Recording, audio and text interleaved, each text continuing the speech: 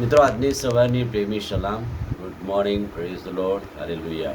પ્રભુનો આપણે આભાર માનીએ છીએ કે નાના નાના સજીવો જીવોને પ્રભુ ઉત્પન્ન કર્યા અને પ્રભુ એનો બાઇબલમાં ઉપયોગ પણ કર્યો. અને તીડનો ઉપયોગ કેવો કર્યો છે કે જ્યારે એના લોક કંટ્રોલમાં ના રહે, એના લોક એની વિરુદ્ધ જાય, ત્યારે તીડોનું જૂથ એ કહે છે કે એમની ઉપર તૂટી પડે અને એમના પાકનો અને અન્ય નુકસાન તેઓ કરે.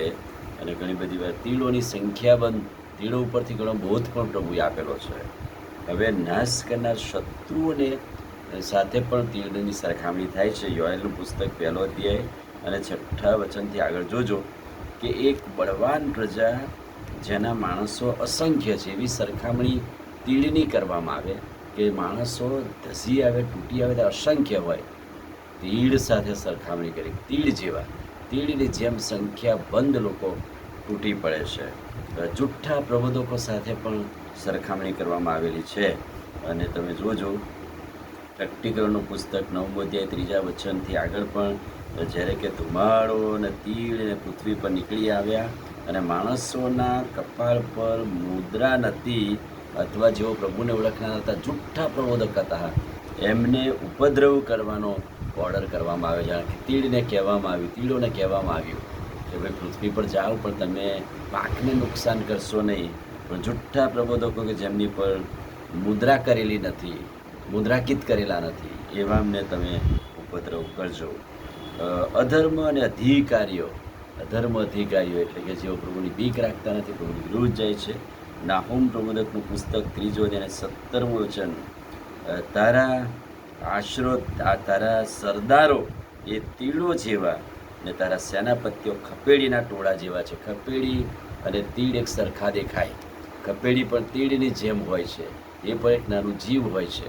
અને એટલે એમ કહે છે કે તારા જે સરદારો છે તીડ જેવા અને તારા સેનાપતિઓ ખપેડીના ટોળા જેવા છે કે જે તૂટી પડે છે, જે નુકસાન કરે છે. એટલે એવા અધિકારીઓ માટે પણ સરખામણી કરવામાં આવેલી છે. નાહુમ પુસ્તક 3 અને 15 વચનમાં તેઓ તીડો જેવા સંખ્યાબંધ છે. એટલે કે આવા જે જુઠ્ઠા પ્રબોધકો અધિકારીઓ વિશે પણ એવું લખવામાં આવ્યું છે કે તેઓ સંખ્યાબંધ હોય છે.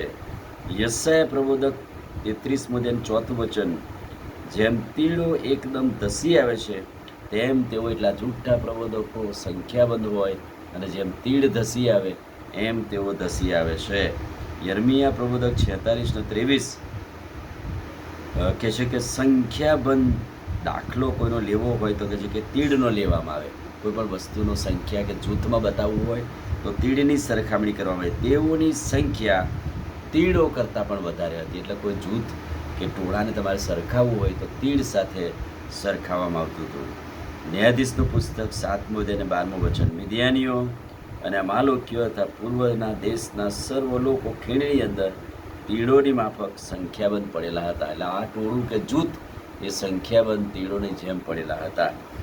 અને છેલ્લી વાત, બીજો કાળ વૃત્તાંત 7 અને 13 વચન, પ્રભુ કહે છે કે જો હું આકાશ બંધ કરી દઉં કે વરસાદ પડે નહીં, જો હું તીડોને દેશમાં મોકલું અને તે ખેતરોને ખાઈ જાય, અને હું લોકોમાં મરકી મોકલું. 3 કોપની વાત અહીંયા પ્રભુ લખે છે. વરસાદ ના મોકલું, તીડ મોકલું, ખેતરોને નુકસાન કરી નાખે, અને મરકી મોકલું. ત્યારે કહે છે કે મારા લોક નમી પડે અને મારી તરફ દ્રષ્ટિ કરે તો હું તેઓનું સાંભળીશ. એટલે કે તીડનો ઉપયોગ પણ પ્રભુએ એની પ્રજાને ઠીક કરવા, કંટ્રોલમાં કરવા, ઘણી બધી વાર નુકસાન કર્યું છે તીડે, પણ પ્રભુએ એમને પેદા કર્યા, ઉત્પન્ન કર્યા, અને એની સરખામણી આ રીતે થાય છે. આમીન. પ્રાર્થના કરીએ. વાલા પ્રભુ, આજે સવારે અમે આભાર માનીએ છીએ કે અમે નાના નાના જીવજંતુઓનો અભ્યાસ કરીએ છીએ અને તીડ વિશે અભ્યાસ કર્યો. અને તીડ એ એવું જીવ, એવું પ્રાણી, એવું સજીવ કે જે પ્રભુ તમે એમનો ઉપયોગ કર્યો તમારા લોકોને કંટ્રોલ કરવા માટે, તમારા વચનમાં વિશ્વાસમાં વૃદ્ધિ પામવા. આજનો દિવસ પ્રભુ તમે આશીષિત કરો. પ્રાર્થના પ્રભુ ઈસુના નામમાં કરીએ છીએ, સાંભળો ને માન્ય. આમીન. God bless you.